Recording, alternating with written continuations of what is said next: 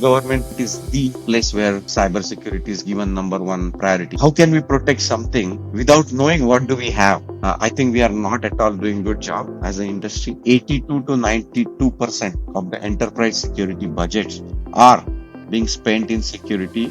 Anything other than protecting data. Data awareness is the foundation. Should be a Mhm. foundation of security. Most of the money, right, for those security value proposition is gone for marketing rather than actually solving some meaningful product. If somebody can answer me that I know my all data, right, what my data assets are, and I'm able to protect them, I think that's a very happy answer I would love to get.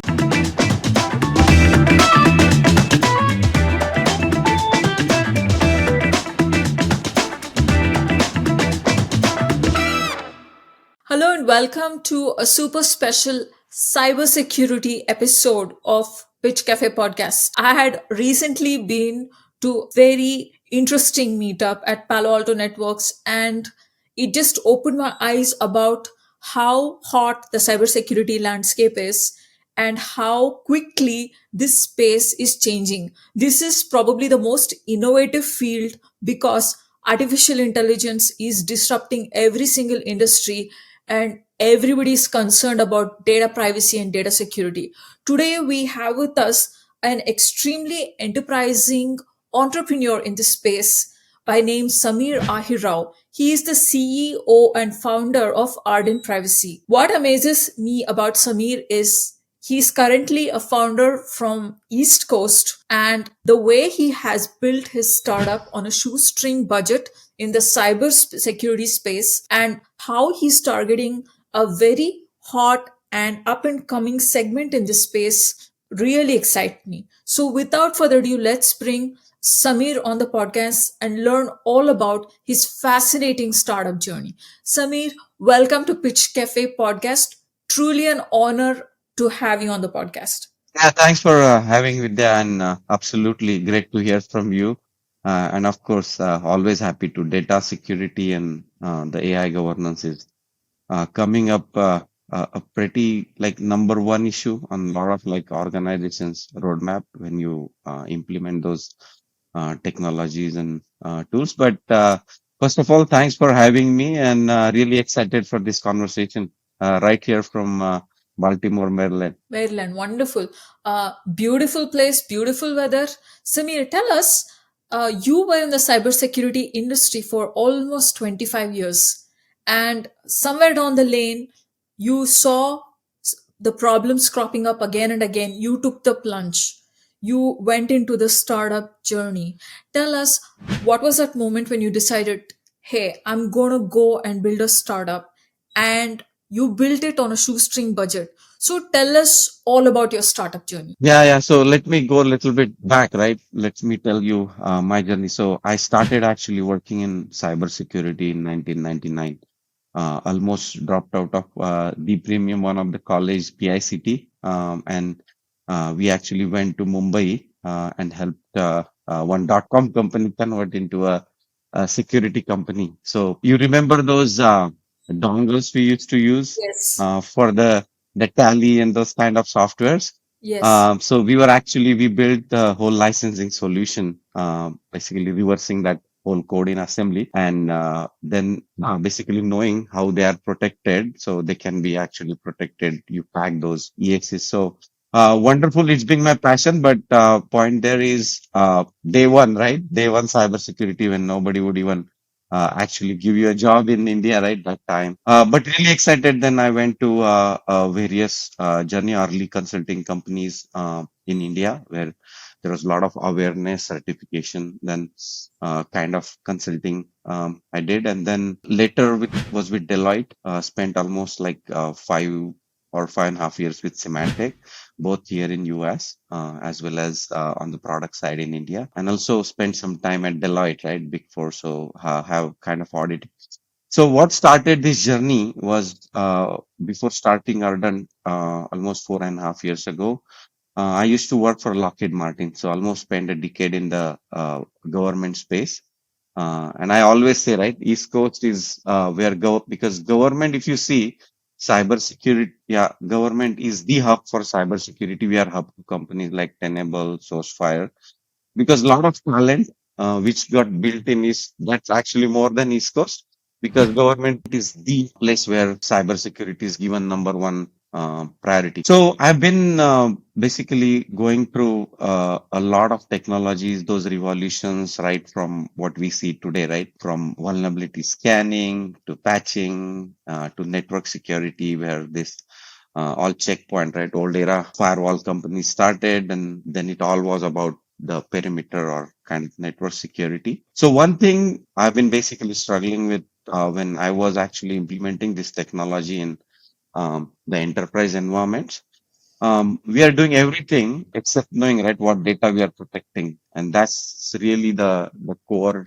theme of Ardent. And the word Ardent means avid, right? So we are really passionate about the security, starting myself, and how we actually really secure the customer, right? So a lot of security conversation, if you see still, we are in 25 years of journey of malware protection. You go to all these conferences and we still have the similar kind of solutions, right? Whether it's malware, network security, and just in kind of different. So cloud changes the conversation a little bit, but I think the core theme is first we need to know what data we are protecting and how can we protect something, right? Without knowing what do we have, right? And I think we are not at all doing good job as an industry, and that's what I used to handle like 150 projects here when I was actually working with Lockheed. Large projects and go through basically the security architecture reviews. And I always ask these questions to all these, like rather who are the stakeholders, that, hey, what exactly data I'm supposed to protect, right? What are my crown jewels? What are my data assets here? And I will always hear crickets. Then these industries, after we started, then people started talking about DSPM and all that. But look at the rather summarize the story. We are the enterprise software platform to discover, identify, and give you rapid visibility into your sensitive data, what you are supposed to project. And the key or one of the most popular use case where a lot of our customers are using that is privacy, right? Because privacy is the business driver. And now AI governance basically is going to be a big business driver, because eventually you need to see what data you're feeding to your AI tech, whether it's commercial off the shelf or other you're using chat GPT or those kind of technology. So we invented a concept called data bill of materials, right? And you Data search bill of Google. materials. Yeah. So you have a bill of material for everything in organization, right? You know how many servers you have, how many applications you have. Do you really know what data I have? Say, whether it's a project wise or it's organization wise, and how can I don't have the inventory of all data? I'm thinking about the entire enterprise data. So it's a difficult problem to solve because you have so much data, right? And how much cycles you can actually having that. And I can go all about it, but absolutely we basically privacy and discovery technology to help companies get their data bill of material. You may have heard of software bill of materials, which is comes from software supply chain, but I think data supply chain is even more important. So, Samir, why do you use the word bill of materials? Bill of materials means these are the things which are there in your itinerary of purchase and you're paying money for that. That is bill of materials. But is it a metaphor or literally is it the amount which you spend to maintain your data? Why do you pick that term? You could have picked anything. Why do you call it data bill of materials? Yeah, so I know you must have been familiar with software bill of materials. So what happened, right?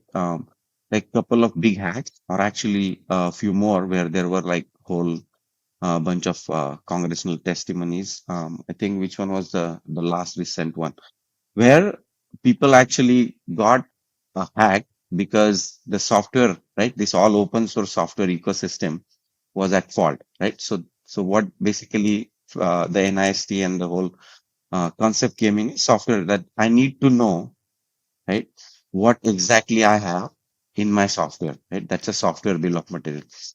So on similar, I'm just give you an analogy, and there is a whole article. If you just search data bill of materials, you should see my article. Number one is you need to inventory what you are supposed to project. Say, for example, you are taking over a new IT project, right? And actually, you brought a good point, even from the purchase standpoint, right? That if you are actually provisioning a new the whole new system, you need to actually take security into the consideration as well, right? And for that, you need to know what you're protecting, what you have. So I think you need this data bill of material to meaningfully, right, know your data and then protect your data, right? So that's the whole concept, right? But please go ahead and read that article. Pretty good awareness about it. You can also find on our website, ardentprivacy.ai. So, Sameer, that being said, let's dig a little deeper on your some of the case studies and partner programs your company is providing. How can we learn more about what your product is capable of? Can you share a few case studies for people who are interested to see how your product works? Yeah, absolutely. So one of the key things, so of course, our website is www.ardentprivacy.ai. And you can write ARDENT, of course, privacy dot AI. And use cases, financial services, healthcare, a lot of things. But we are live actually in one of the largest bank, or rather, I would say the top 10 bank in the world, HDFC Bank. Very familiar name in India. I don't know everybody's aware, but it's almost we are scanning there almost like 180 applications, and we basically go to the almost 1,000 applications, huge environment overall. So financial services is being big vertical where we get a lot of traction. Entertainment sector is another, right? Defense sector is another. We did some interesting work even in the e-commerce space. But the use cases are, I'll tell you the like prime use cases, and you may have actually heard some of them. So of course, when I'm implementing a brand new AI governance or privacy program, I need to know, right? I need to do my assessment, like data risk assessment, privacy impact assessment, AI risk assessment. So we handle basically two part of that. One is the discovery, which is our patented technology. But we also actually help on the workflow side of it. So you get kind of end to end. So number one, you can actually, we have a low code or rather almost a no code platform where you can build your entire basically workflows assessment, because privacy regulations like CCPA, GDPR, they have ton of requirements where you need to do this assessment annually. And also from the risk assessment perspective, that's the you need to do that on the when you basically bring on the new application. So we automate all those workflows, and once that is done, we actually help discover what all data you have and create your data bill of material. Also, there are certain requirements. Now, with the, I don't know, you are California, but you can actually go and ask Google or anybody that give me my data, opt out of basically certain communications, or don't sell my data, do not sell. That's a big one for CCPA. So we actually discover across all these humongous data sets like petabytes, zettabytes of data, and we bring you that intelligence. I was listening to these talks, right? I went to this Palo Alto network event, and then a lot of people said encrypting data is used to be cool, but not anymore. It's become a very small market. There are a lot of issues with it. Why can't you encrypt data? Why do we have to have this whole product line with data bill of materials? Why can't you just encrypt the data and end it there? Very good question. Huh? Overall, right? So encrypt all, correct? Right? Yeah, yeah. Yeah. Why can't we keep it light, low bandwidth, fast, portable? Why do we have to do all this due diligence, this impact assessment? This seems like a lot of work, but why? What is the reason encryption is failing? Yeah, and actually, that's a very good question. With that, I didn't expect that, but that actually reminds me to ask you another question, right? What is the difference between security and privacy Right, overall, right? Right. So right, encryption is a good control, correct? correct. But it's not everything, because every encryption will be dead in 3 years, and now probably 3 minutes with quantum. So your data hygiene, right? Your prioritization of what you are protecting, right? That's not going to take encryption. So of course, but what to encrypt, right? And if you're saying that I'm doing a mass encryption, how you going to basically meet the privacy control? Because see, encryption can take one control, but it's usually at the mass level, right? Overall. So you have a master key for decrypting that data, but privacy is about transparency. So how to responsibly use that data. So for example, your Google and Facebook and all these social media, they have the number one or rather very good resources thrown at security. Does that mean basically Actually it's private. Basically responsibility, right? And transparency. That's a control. And for that, you have to decrypt your data, right? So, that's number one. And which encryption is a control. But at some point in time, or rather, it was that cycles are even going faster. But I don't think you can actually achieve the transparency. So, absolutely. I mean, we are not saying don't encrypt data, but what to encrypt, what to have, that you first need to know, right?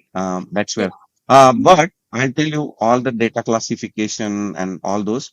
Those are the basically pointers, right? Or what we can actually give, and then you can encrypt that data. And I know there are like lot of vendors who partner and they can actually take it from there. But that is the control later, right? And number two is with quantum encryption, or rather, you cannot assume that data will be encrypted all the time. So there is a concept called data minimization. I know. So data minimization in privacy, right? So Right. you can, and that's very important in security as well, because you can only hack something if you have it there, right? Why you have all this excess data on the server, right? Overall, what you have supposed to have more information about individuals, right? Or whatever sensitive data, more sensitive data. So if you minimize data, it's a hygiene control, right? And that does not mean that I'll take all the bad and good data and encrypt it for a while and I'm done. I wish that could be. But long story short, I'll give you one solid example. 90%, right? 82 to 90. And it was in like my LinkedIn feed like 4 or 5 years ago.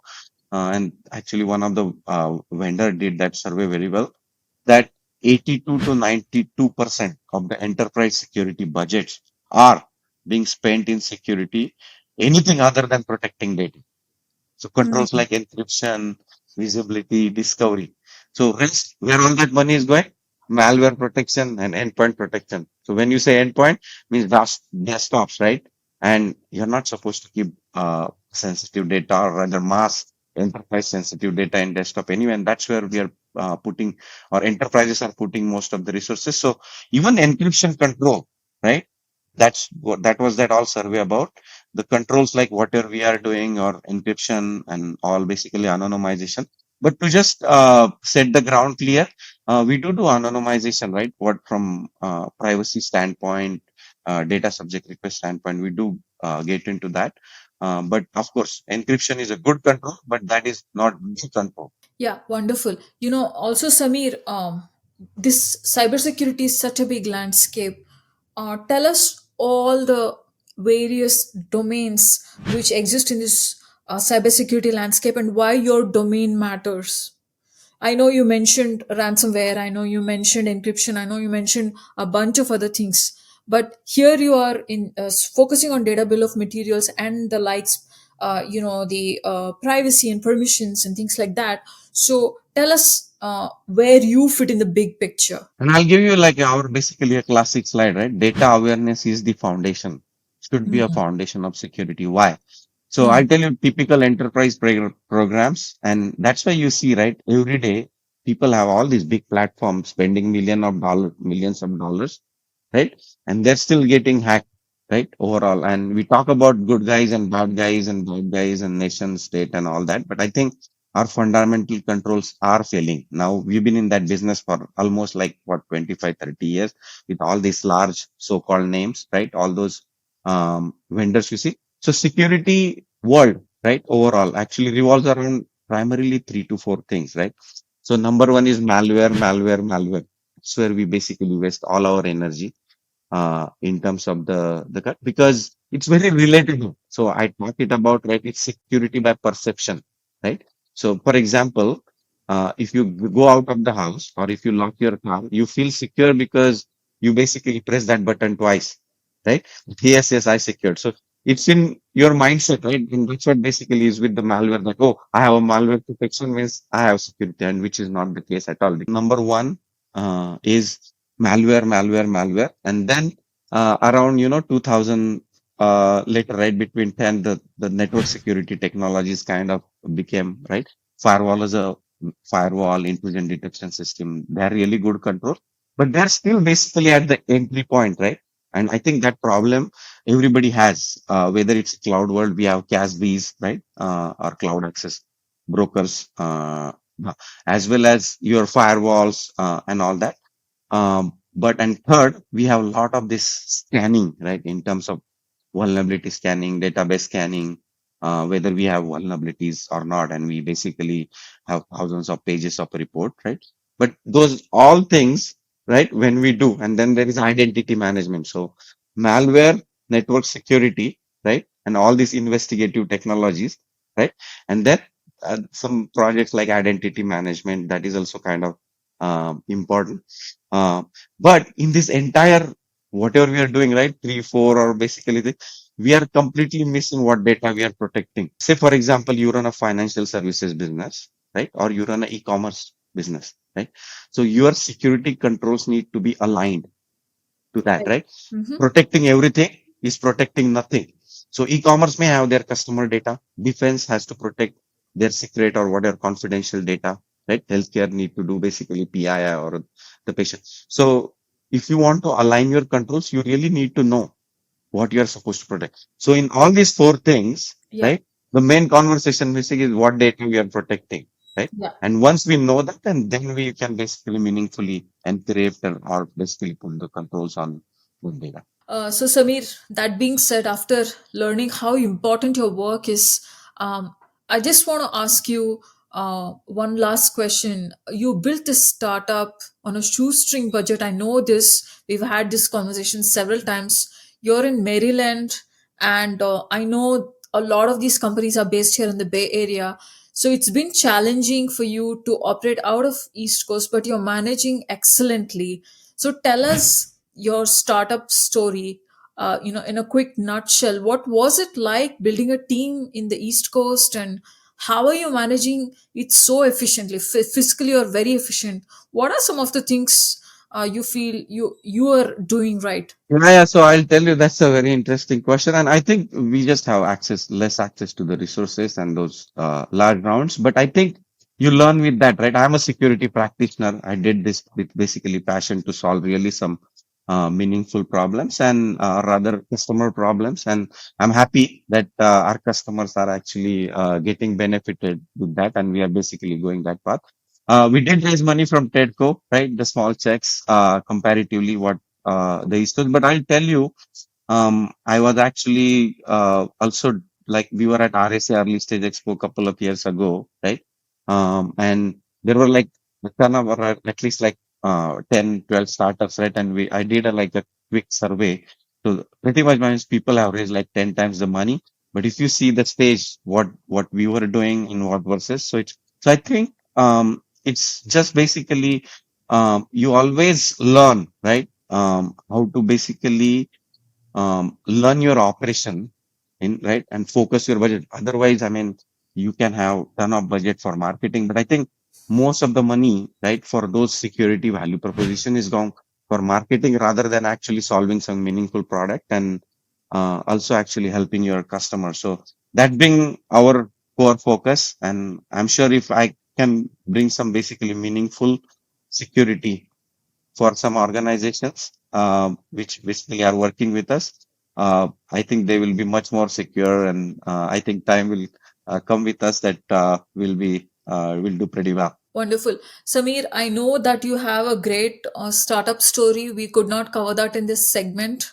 This segment was all about the importance of the product you're building, how you're focusing on data itself. Data is the new oil, it is driving the entire AI industry. So you are protecting data. So your company is doing a valuable service which has been overlooked by many cybersecurity incumbents. Is that correct? Yeah, absolutely. And I mean, it's not just my company. I think if somebody can answer me that I know my all data, right, what my data assets are, and I'm able to protect them, I think that's a very happy answer I would love to get from CISOs, right, or data protection officers, or something like that. But I think it's very important to have what data you're protecting before you actually protect, right?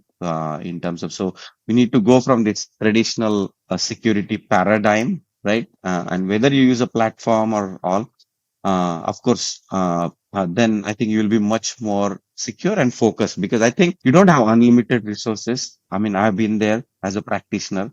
You never have unlimited resources for security, right? But you are always on a, as I know the pain of the security professionals, you are always on a shoestring budget. So you really need to prioritize, right? So when you align those controls to what exactly data are protected, you are much more in or rather better shape. And that's what our mission is. And we are basically accomplishing that with our customers, partners, and so forth. Wonderful. So, Sameer, all this being said, we still want to hear about how you went about building your startup. We got to know the what your startup does. We want to know how you did your startup.